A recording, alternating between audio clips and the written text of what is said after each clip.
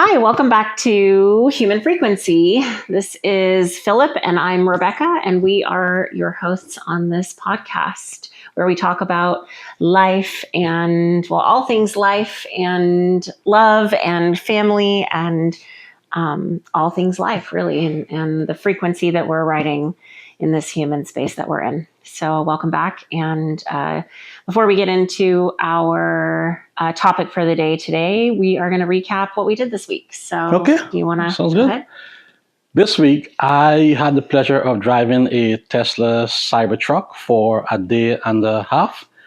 And I have to say, I was disappointed. It wasn't what I thought it was because I couldn't get over the feeling of it being a waste of resources. I thought the ride quality was decent. It wasn't anything to get excited over. The ride quality? Yes, the ride quality. And it felt like I was driving a tank at times. Yeah. There is, however, one thing that I really liked about it, and that's the sound system. The sound system That was really in the good. Cybertruck was really good, but it's still not worth anywhere between $90,000 to $120,000. No, Yeah, I would agree. It was Yeah. it was kind of a weird ride. You know, was. we drive electric cars of that brand, and they're very smooth. And because of the steer by wire and the kind of the wheels being the independent, quad steering the wheels. yeah, it's very like rocky to me. It was just not. It just wasn't at the level I thought it should be for the price that it is. Yeah, same here. I completely agree. But Philip got some really great shots of it with our new drone that Yes, we mentioned when yes, we I were in did. Carmel. We droned it out there. So he's going to show some of that. But yeah, that's cool. What else? Anything else this week? Last week's podcast was on parenting. No, money. No, on money. Sorry. If you guys haven't had a chance, please go back. Please go and take a look at that. There's some really helpful advice there. And we would like to remind you that we are not giving you investment advice. The whole idea of this podcast is to share our life experience with you guys, and hopefully you can take something away from it and add to your already excellent life, because there is no such thing as too much learning. There is no such thing as having too much knowledge. So Yeah. today we are doing... Wait. Whoa. Slow your roll there, buddy.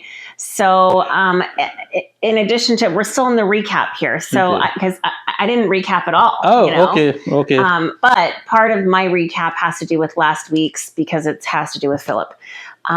Philip got a new gig, a little bit of a new gig. Yeah. Where he's going to be teaching. You know, he wrote a book and about money, and so last week's episode was focused on money, and that's his topic. And it just so happened that this week our daughter made a great connection for him to be able to teach a summer camp for kids ranging from 13 to 19. Yes, 13 to 19. To teach them about money and financial kind of, I don't know if you call it freedom, but financial management, I guess. Yes. So that was really exciting for you. Yes, it was. I think that's definitely mentionable here. We did I an totally entire forgot podcast about it. I know. I'm like, where are you going, man? Slow down.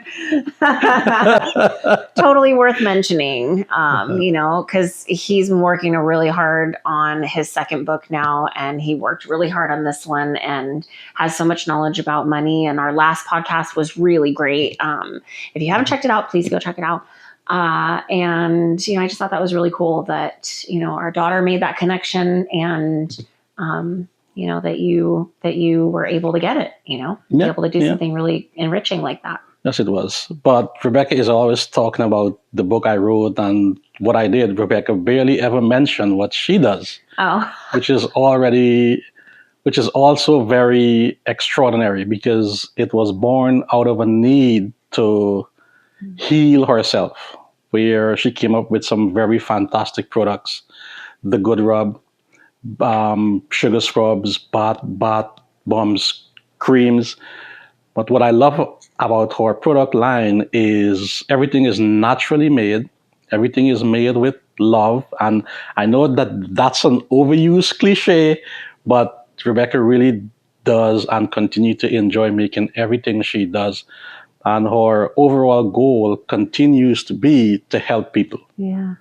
Help people deal with muscle discomfort, whether it's an ongoing life struggle or if it's a result of you having put in a hard work day at the gym, or if you're out trying to walk your 10,000 steps.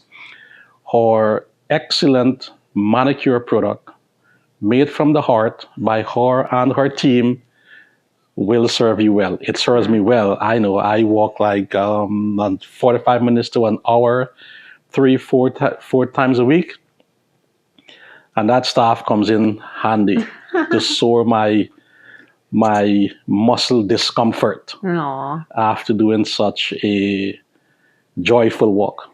that's awesome. Thanks, Yeah. babe. Yeah, I mean, this week has been kind of a win for me too, because I've been testing out some new revenue streams, and TikTok has been kind of a growing space for me. And I now have people who are affiliates, they make a commission, even though they're like, we don't want to make a commission. We just want to help you out, which is the beautiful thing about that platform. But it's cool because it's like, I'll hear like the cha-ching, cha-ching, cha-ching on my phone. And I'm like, oh my gosh, we're making sales. And I'm not really trying that hard right now.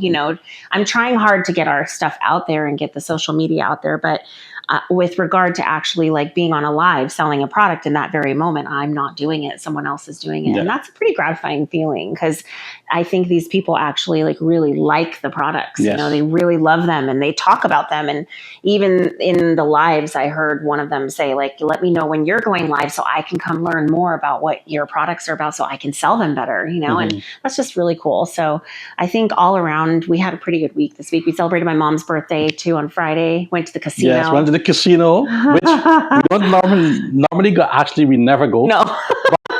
Somebody ended up winning $51. Yeah, $51. Paid for a portion of our dinner. A portion of our dinner, yeah. But it was fun. It was a lovely week. It was a great week, really great, a really, really great week. Cool. Well, that was a good recap. Yes, it was. So do you want to get into our topic today? What are we doing today? Oh, today we are talking about communication. Rebecca found this. I think you saw a video on TikTok. No, I made a video. That's right. Rebecca made a video on communication. No, so the video was actually about, okay, sorry, No, it's okay, go ahead. I'm going to communicate over you right now. Fine. Here we're talking about communication. Just to clarify. So the video was actually asking people who have been in long-term relationships or long-term marriages, whatever that looks like for them, what is a pillar of their relationship that has helped their relationship to stay great for so long and to stay strong and steady. And for ours, my answer to that question has always been communication. I feel like we learn to communicate better with each other over time. And so the majority of the people that responded to that post also said communication. And I was just kind of like felt a little validated, like, wow, yeah, okay, these people are married 45 years and they're saying communication. It must be really important. And you just think about like how important communication is in relationships of all kinds, not just a marriage, but your relationship with your kids, and even just the checker at your grocery store. The small communications that you have. So, anyway, sorry, I wanted to clarify. Okay, and that's our inspiration for doing this podcast. We don't have this list of subjects that we're going to do our podcast on. It usually comes, or it is often inspired by an experience from that week. And communication just happened to be the inspiration this time. Right. Okay. On that note. So let's start with a question. Okay. So actually, before we start with that question, I have a question for you. Okay. It's, how do you define communication? Oh. Yeah, like what is it? Because people often say, as you have said, communication is key, communication is important. But I don't believe a lot of people ever ask themselves, well, how do you define it? Like, what is communication? So I define communication as a pretty broad thing Mhm. because I think if you think of the word language, Mhm. that is communication. So even body language is communication. So like when you're with somebody and their body language it's communicating like, I don't want to talk about this. Do you know what I mean? Yeah. So even that is communication. Even body language is communication. Silence is also communication. So it's like, I don't know if you could put like an actual, it's a way to convey an emotion, a feeling, or a thought to somebody, but it doesn't necessarily always come out of your mouth. Yeah, I would agree. Yeah. Yes, Okay. I definitely would 100%. Gold star for me. It is a way to effectively express your thoughts, feelings, emotions without triggering someone's defensive. Mm-hmm. And communication, as you said, it involves verbally, body language, your eye movement, your face movement Mm-hmm. can tell a lot about what you're thinking, or it can tell a lot about about your psychological and emotional state, Definitely. even your physical state, Definitely. by just the way you use your physical presence. Mm-hmm. I Okay? agree. Yeah. So I think that's really good. That's a really good definition of what communication is. Okay. And I would like to say that what is communication to me is not the same what it is to Rebecca or you.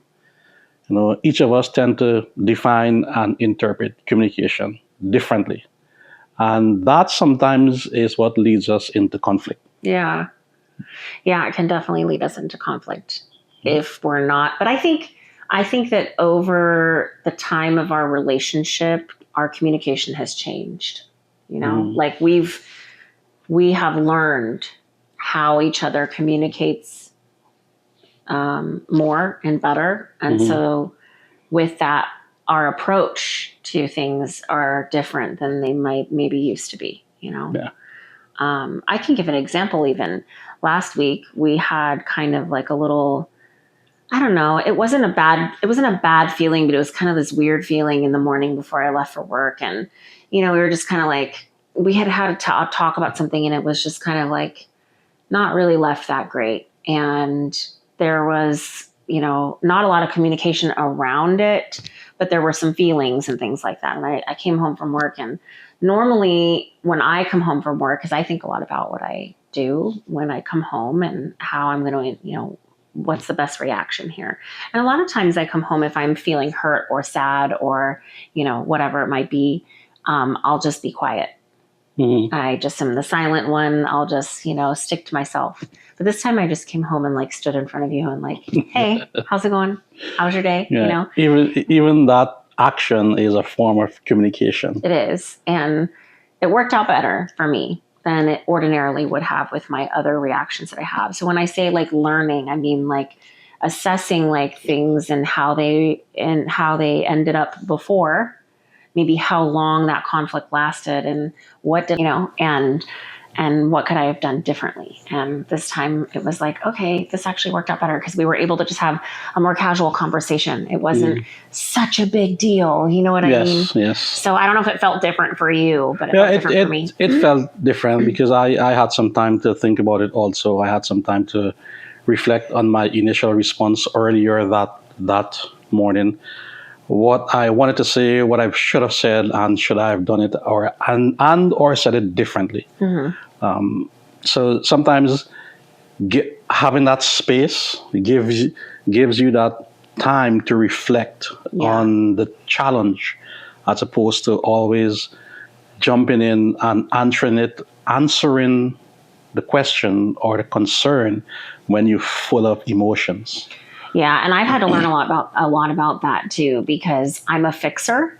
I hate conflict. Like I absolutely despise it. And so when I'm in conflict, especially with someone I love, I want to fix the problem as soon as possible, and some people aren't ready to fix it yet. And so I've had to learn, like that morning, to just let you give me a kiss and let's, go our separate ways, and to still know that there was conflict there, but that I was giving you your space to just kind of feel out what you needed to feel out for, emotionally, and what you just talked about, and that's a learning process. Yes, it is. And so, thanks for giving me grace throughout our relationship to learn those things, because I think we learn from each other pretty well. And you've also learned too, like you approach me totally different now than you would have 12 years ago, 11 years ago, so. Okay. Yeah. What's our first question? Oh, question. So first question is, how do you know when you're being truly heard?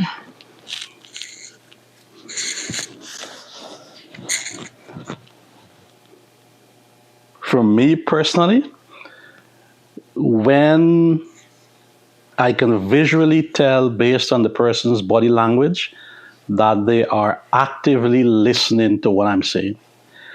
And that is further confirmed by their response.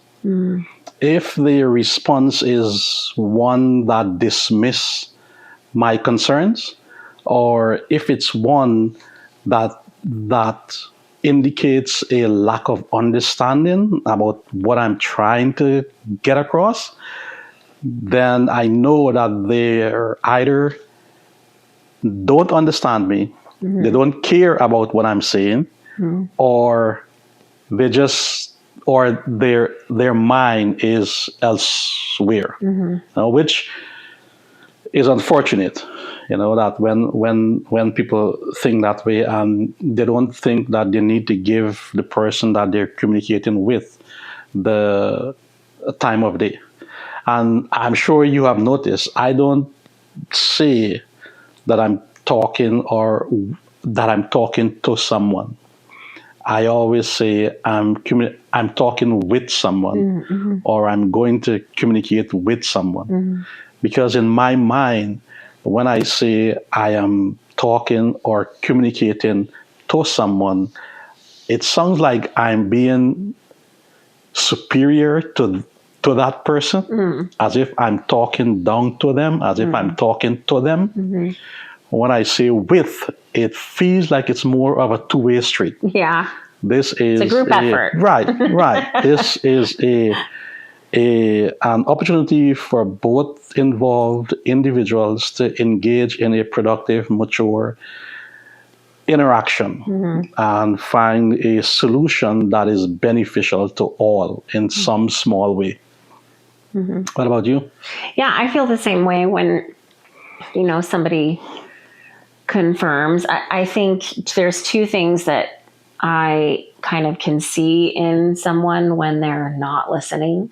Usually they're like on their phone, and I hear like a lot of yeah, like those types of affirmations. Those are affirmations that are easy to say, but they don't require any brain power. Right. And so you can be looking at your phone doing all this kind of stuff, but then the next minute when I say like, oh, what did I just say? And you can't answer, not you, but I mean the person I'm communicating with, like, can't answer. It's like, okay, well, clearly they weren't really listening, so I wasn't heard. And also, and I've also had to get better at this too. I think it's natural for people to do this sometimes, is to think about what you're going to say before the other person even finishes their thought. Yes. And I think when somebody does that, and then their thought goes like off to the side, and you're like, okay, well, that's not where I was going with that, but okay. Yeah. You can tell that, they probably didn't hear you because they were so busy thinking about what they were about to say. Right.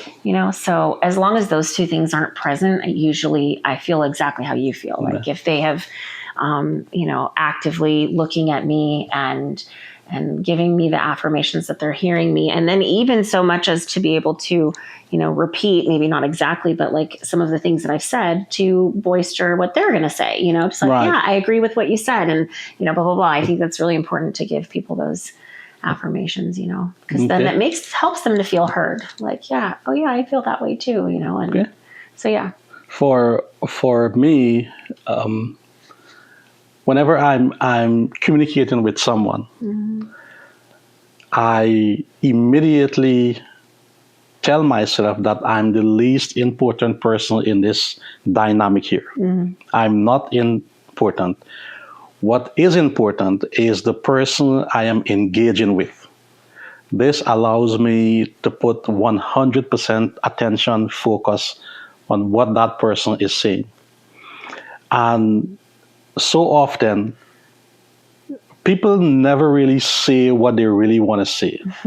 So as a part of being an active listener, you have to figure out, okay, this is what they're saying, but what is it that they're not saying? And sometimes that can be difficult. And sometimes you can get it wrong, Yeah. which will only get people upset. And because I put myself in the least important person in the conversation, which unfortunately most folks don't do, they are so focused on saying what they want to say and how they want to say it, they don't consider that they're actually engaging with someone who may not share their view.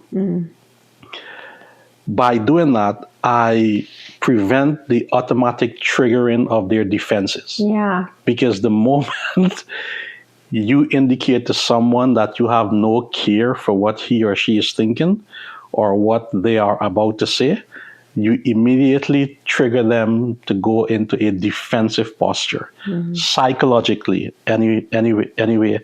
And once someone has gotten in that frame of mind, it's extremely difficult to convey even the simplest of thoughts or ideas to that person. Yeah. Because they're already hands up.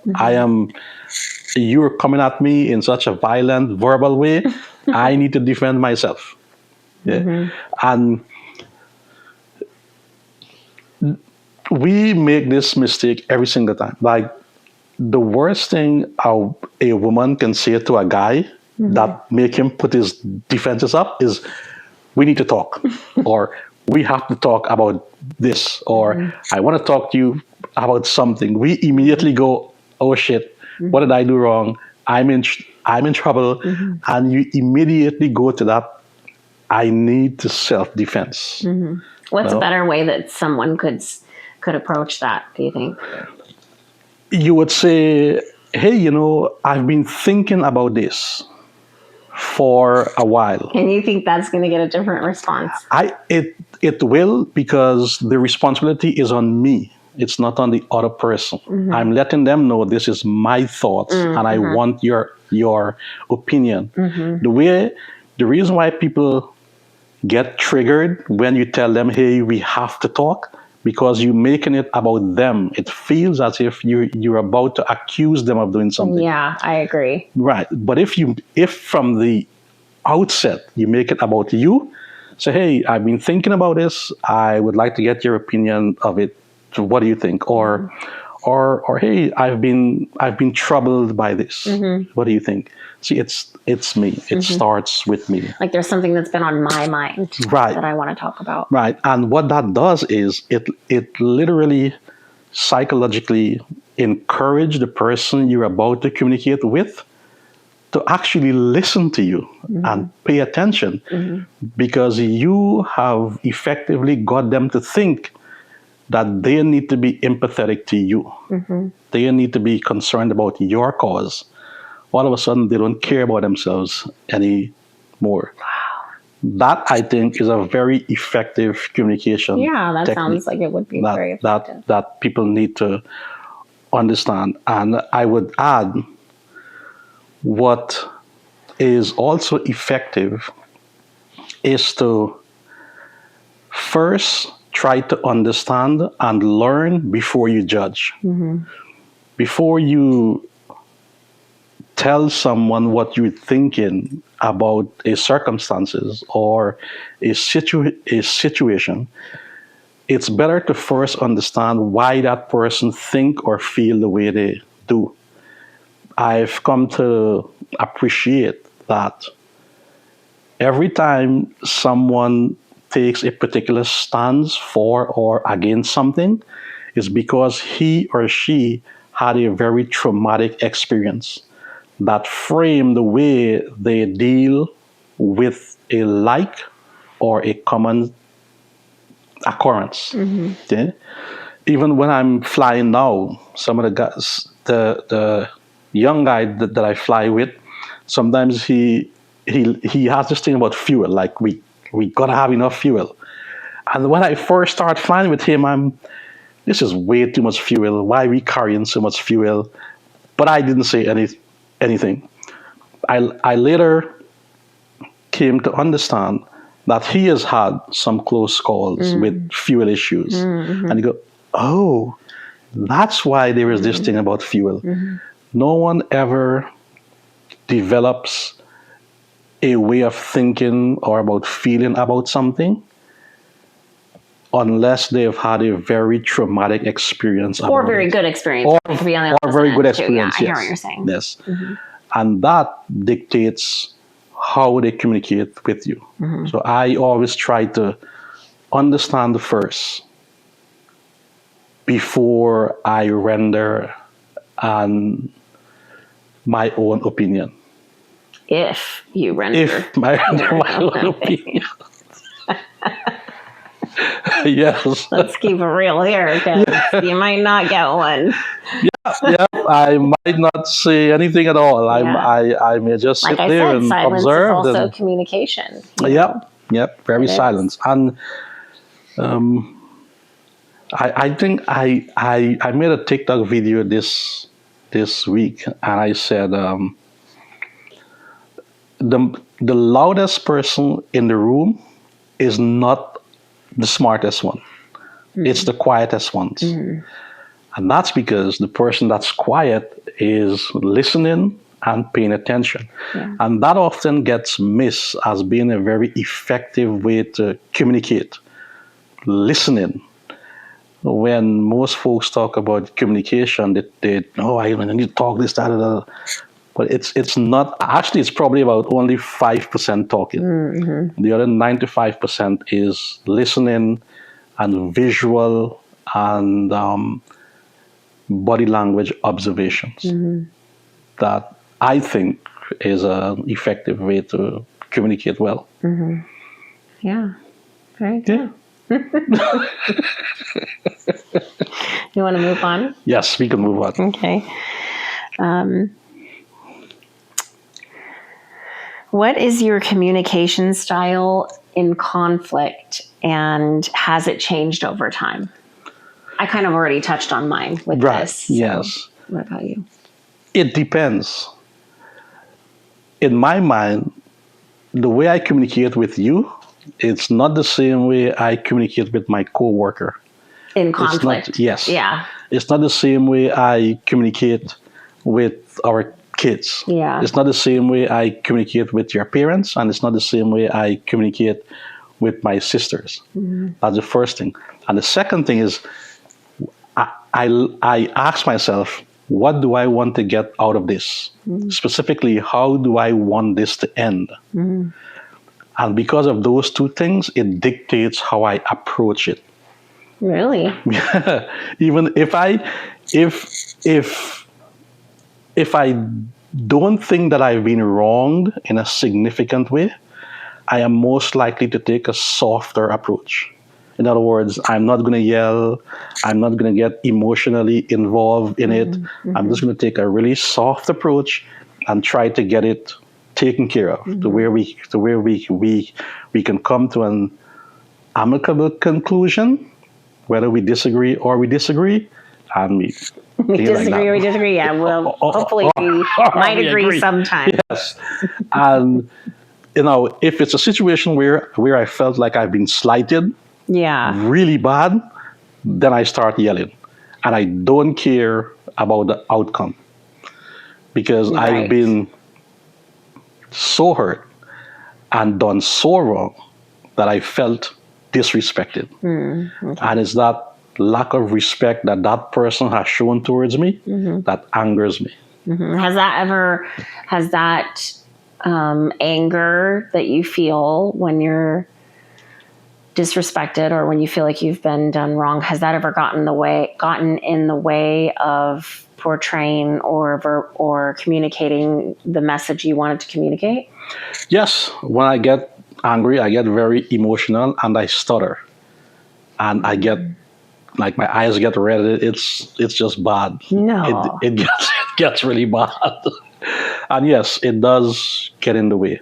And it's something where you when you're communicating with someone, depending on who it is and what the circumstances are, there are times when you have to be strategic, where you have to intentionally show the angry emotions, and there are other times when you go, I really don't care.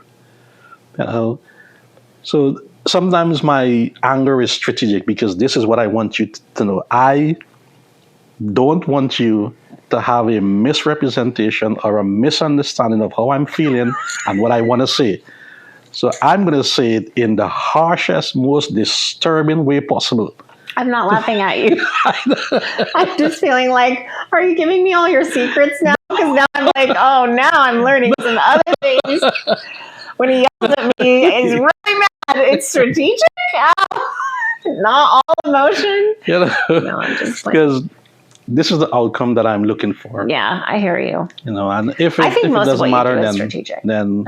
if it doesn't matter, then I just let it go. Yeah. You know, and to be fair, you have to be like that, because if you are too calm when you're communicating with someone, people tend to see you as weak and a pushover. Yeah. But if you're always angry and loud and boisterous, then people see you as this angry, loud person who gets mad at everything, Who they don't want to who communicate they with. don't want to communicate with, Yeah. and you are essentially ineffective. Yeah.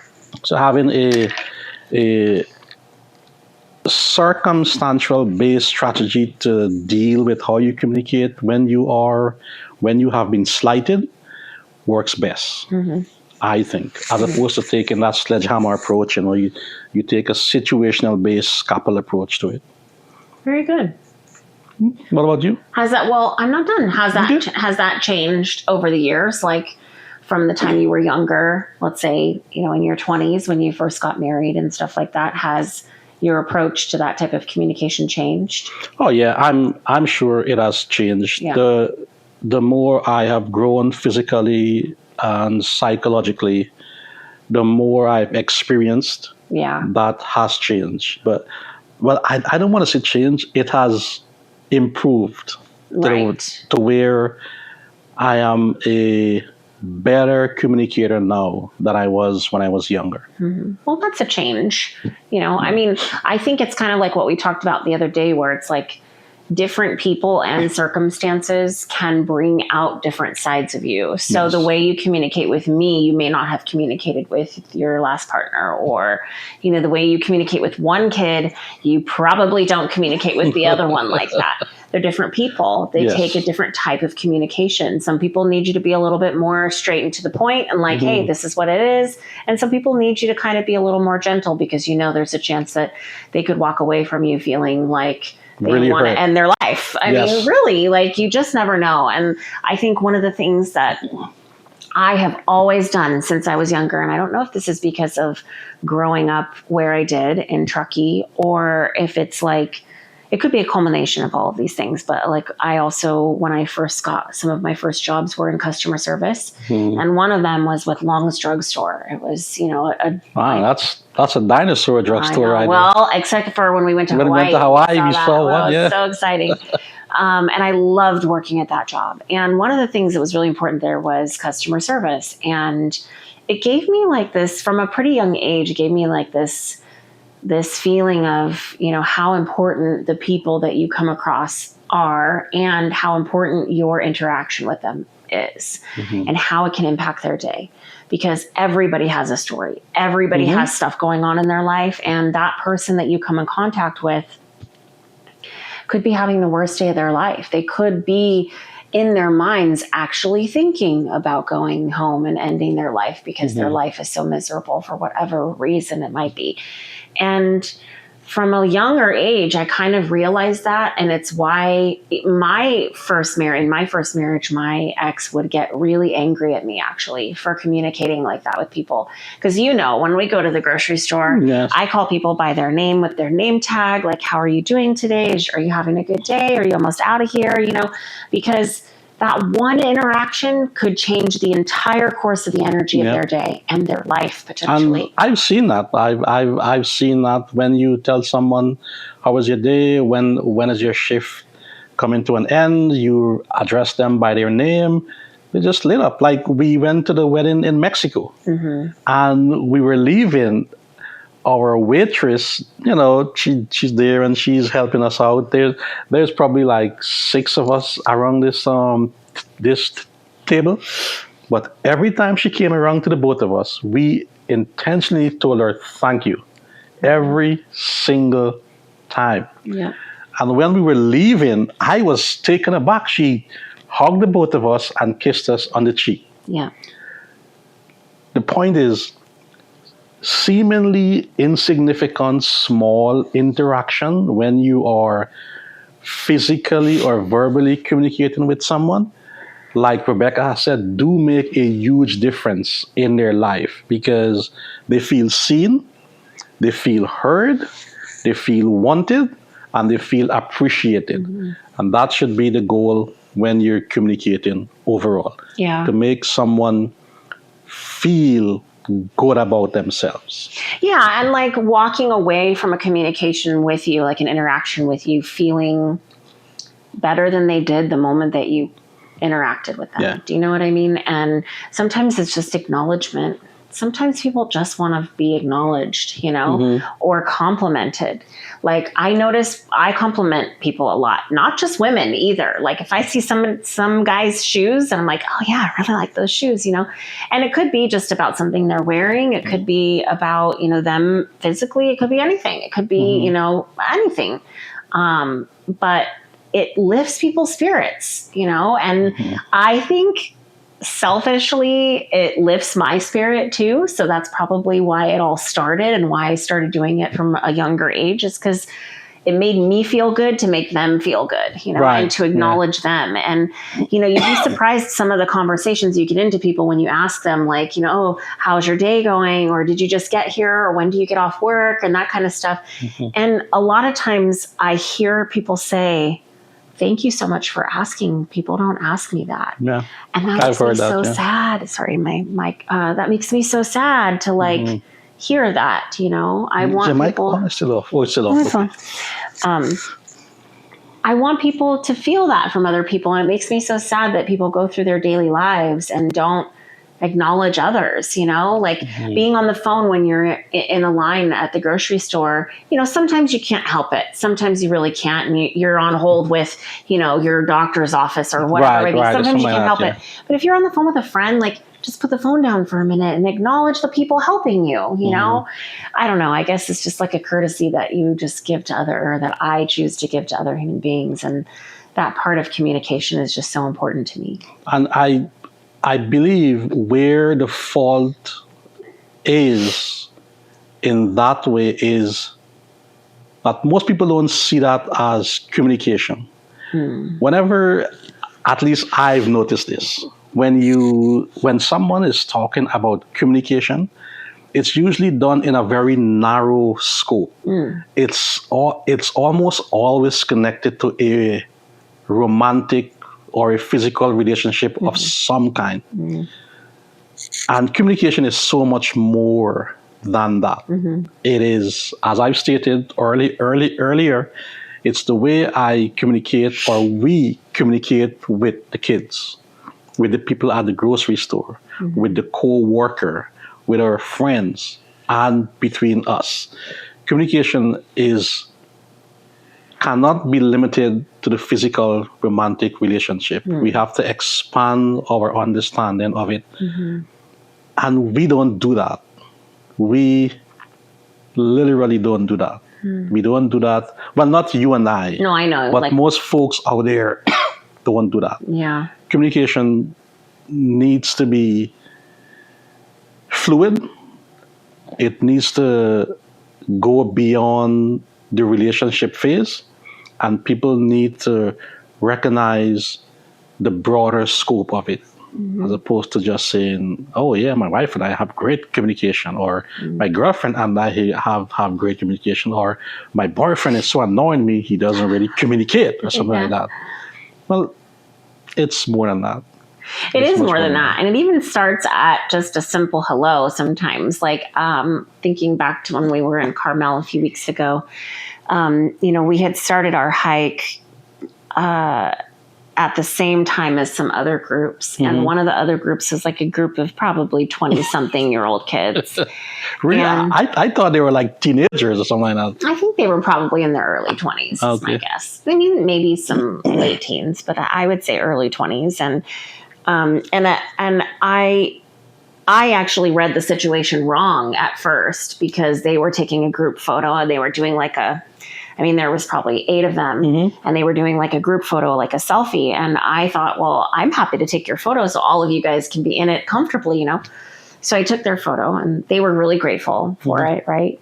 But then when we were leaving, I looked over and I'm like, oh, they're still doing the selfie. So maybe that's the whole vision they wanted, and I kind of misinterpreted that. But either way, that piece didn't matter. What mattered was that my interaction with them from the beginning was kind of a good one. It was one that was, helpful and casual, but still a good one. And throughout our entire hike, we kept coming back, in touch with these people because we're all in the same similar hike. You can go different ways, but for some reason we all kind of went the same ways.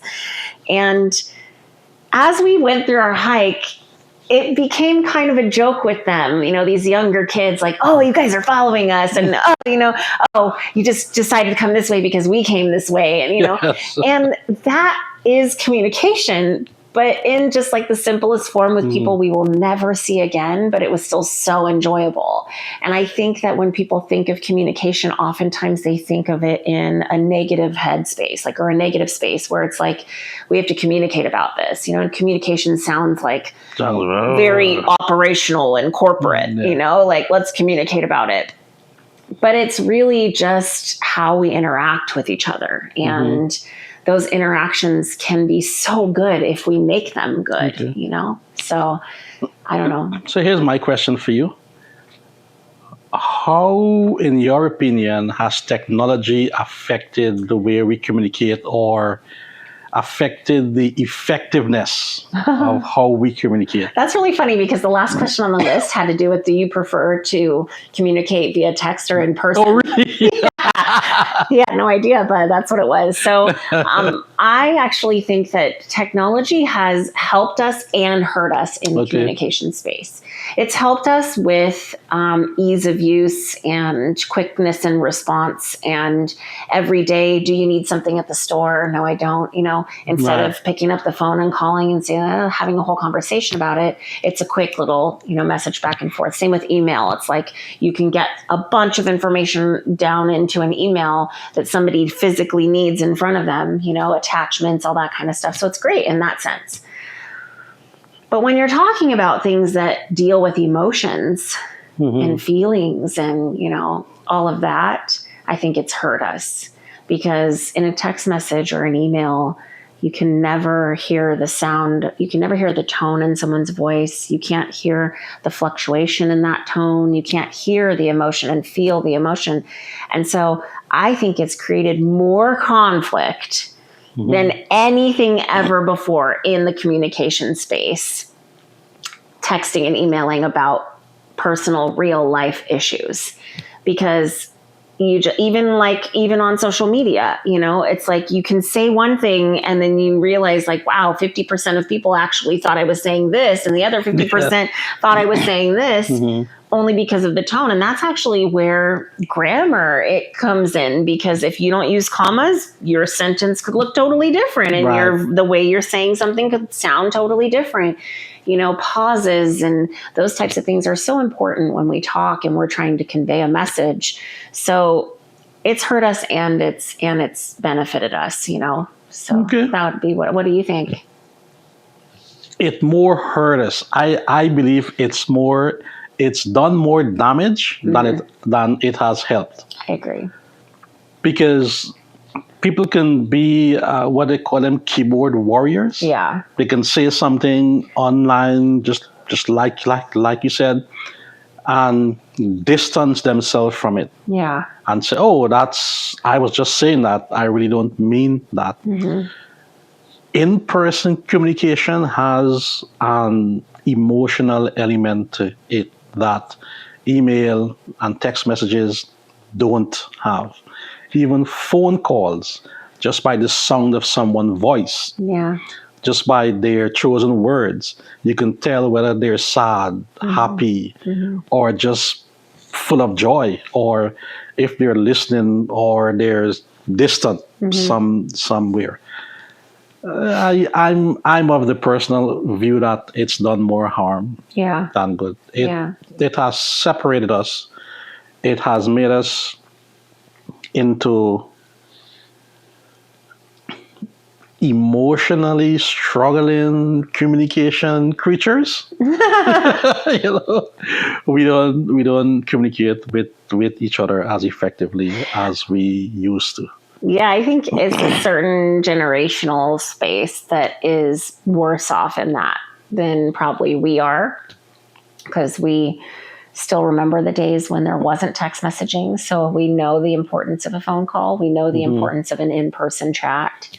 But then there's, the generation just below us and just below them who technological communication is their life. Yes. If you call, we just were talking with our daughter about this last night.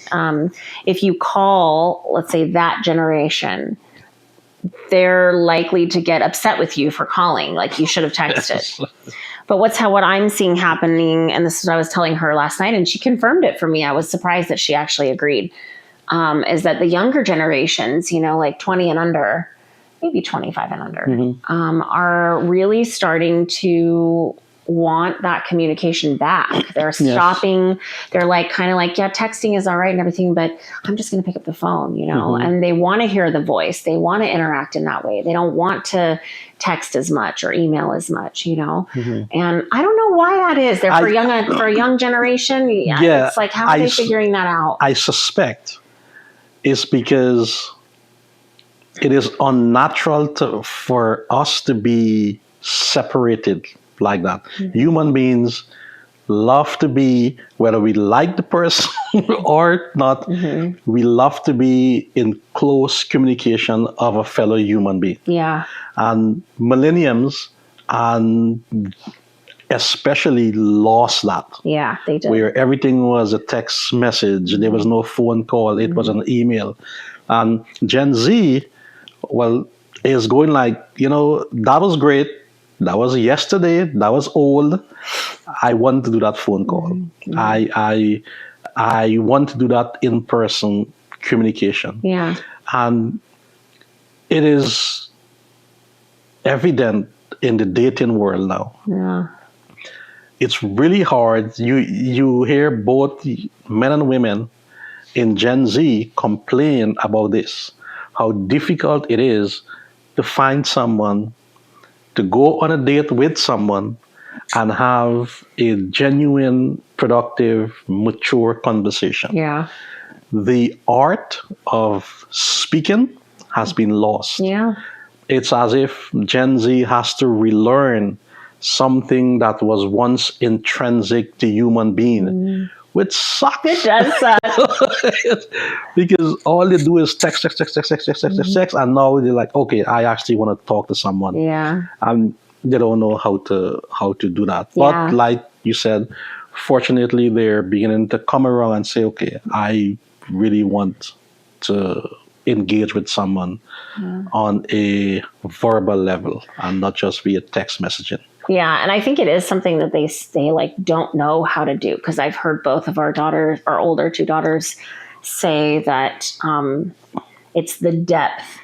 Yes. There's no depth in the conversation. It's very surface, just talking about, every standard everyday life stuff. But when it comes to the deep conversations that they're craving, like you said, they just kind of don't know how to go there, Yeah, that was especially an issue with the second daughter. Yes.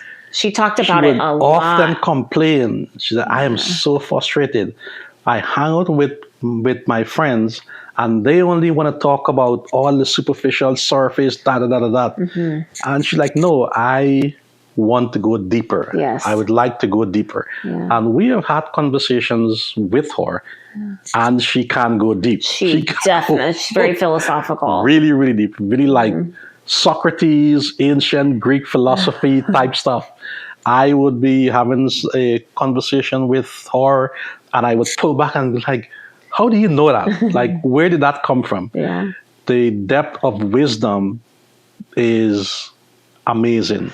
Yeah, it's there. But she and struggled to yeah. find peers that can rise to her level. Yeah, that is tough. It is tough. Yeah. Yeah, and hopefully their generation can start to kind of get into that again, get into that kind of and actually there was a great example of it that you were kind of unsure about when we were in Carmel. We won't go into a lot of detail, but where these two young women had coffee beforehand. We saw them at the coffee shop, and then we saw them down in the car hanging out. And Philip was kind of like, well, are these two dating? Like, what's going on? He couldn't really tell. And I was like, I think it's just a couple of girlfriends just talking. Wow, these young kids are just kind of like hanging out like that. And I think that there is a part of that younger generation. They're craving it so much that they hang out with their friends. And even our oldest daughter was like, yeah, they're probably just hanging out, having a conversation. Girls could talk for hours, just hang out Mind there, you, chat. they were there for like an hour and a half in a vehicle parked in front of the beach. Yeah, having their coffee. Yeah. That's nothing. That is nothing. I think about when I was younger and I would be on my, rotary phone talking to my friends.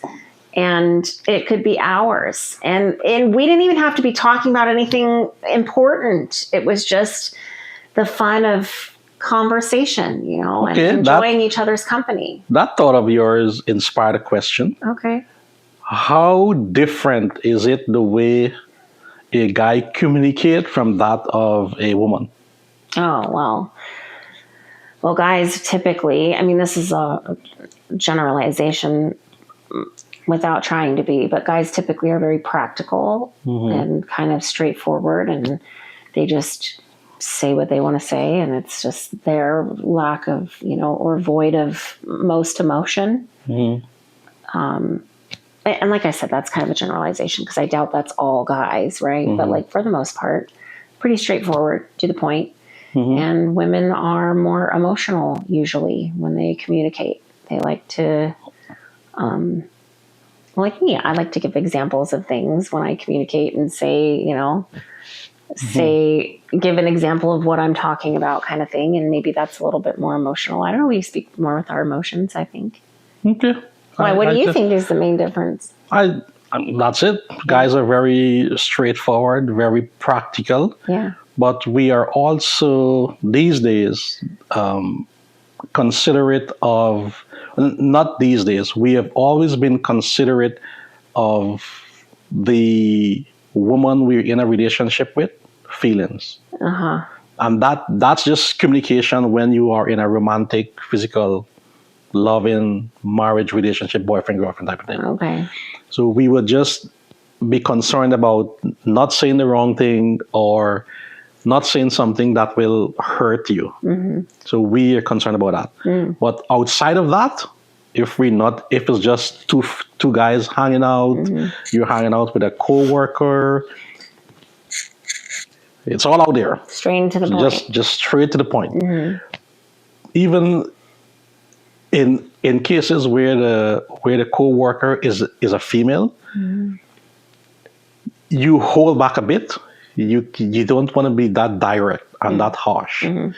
Because once again, you're not sure how she's going to take it. Oh, you're so nice. I don't think all guys are like that. Trust me. But then, unless the young woman makes us really, really mad, every guy, when he's interacting with a young woman, if she didn't piss him off in some small way, is so concerned about how what he say is going to emotionally affect Not her. every guy. Yes. That's not true. No, It's that is true. I not think true. that's You true. want to know that's not true? Why? Because there are a lot of men who don't care how a woman responds or what a woman says or how she feels. Mhm. There are a lot of very narcissistic men and women, but a lot of very narcissistic men who really only care about what they feel. Okay. And they're That's not true too. going to hold back their feelings for anybody because they are into being, the self-absorbed self. And so I would have to disagree that every man is like that because that's Okay, too then much of I will rephrase that and say the majority. the majority Okay. of men are like that because Yeah. we don't want to cause women emotional pain, like we Or any don't. partner, Or any really. partner I think, pain, yeah. yeah. We don't. So because of that, we're very conscious of how we communicate and what we say, especially in the post hashtag Me Too world now. Oh. We just have to be more conscious of it. Do you think that's kind of a prequel to like Choose Your Battles kind of thing? Like you just try to like not ruffle the feathers so that you don't have to battle. You don't have to go to battle every time. You can just like, okay, I'm just gonna, say this a little nicer, or say this way or that way, so that I don't have to. It doesn't turn into an argument or something. Part of that, but I don't subscribe to the choose your battle thing. Oh, okay. Because it sounds as if you're appeasing someone, and appeasement always gives this false view to the person you are appeasing. You allow them to think something that is not true, and then a week down the road or so, a similar situation comes up, and they already carrying the false narrative from the previous encounter, may repeat the same behavior. But this time, the guy's like, okay, I'm so tired of this thing, and now he goes off. And she's all confused because now she's like, but wait, last week when I did a similar thing or the same thing, you didn't do anything about it. So appeasement is always the bad way to do it. It's always ends coming to bite you in the butt later on. I feel like this whole podcast could spark another podcast because I don't know. It's the whole Mars Venus thing, like men and women and how they communicate and how we interact with each other and what's important and what's not important, kind of thing. It's a lot to talk about. Yeah, it is. It is a lot to talk about. And I think this is the end of this one. All right. Or do you have another question to ask? Great communication there. No questions. No, I think that was a good chat about communication. That's how I feel our relationship has been able to stay as strong as it has, is because of how we communicate. Yeah. And I think, like I said, we've grown through that and been able to get better at it and learn about how each other communicates more. Yes. And to be an effective communication, for me, first and foremost, you have to acknowledge and place yourself as being the inferior person in the conversation. Make the conversation about the person you are communicating with and not about you. Second, you must seek to understand before rendering judgment. Listen. Right. And third, be an active listener. That means, as you stated, don't have a pre-planned response before hearing or knowing what someone is saying. Yeah. And fourth, you have to understand that people's experience dictates the way they communicate with you, and the things that are important to them, even though it may not be important to you. Yeah. And finally, we need to broaden our understanding of communication. Yeah. It goes beyond physical romantic relationships. It involves the way we physically, verbally, and psychologically interact with the people we meet every single day. The person at the grocery store, if you live in New Jersey or in Oregon, the person that's pumping your gas, your siblings, your co-workers, your parents. All those interaction are different types and different levels of communications that we need to be aware of. And we have some pretty good communicators right on our face that don't cause us to have to actually say anything, like our eyes and our mouth. Yes. If we smile at someone, that's communicating. So sometimes it's just as simple as that. Yes, and speaking of smiling, it takes less muscles to smile than it takes to frown.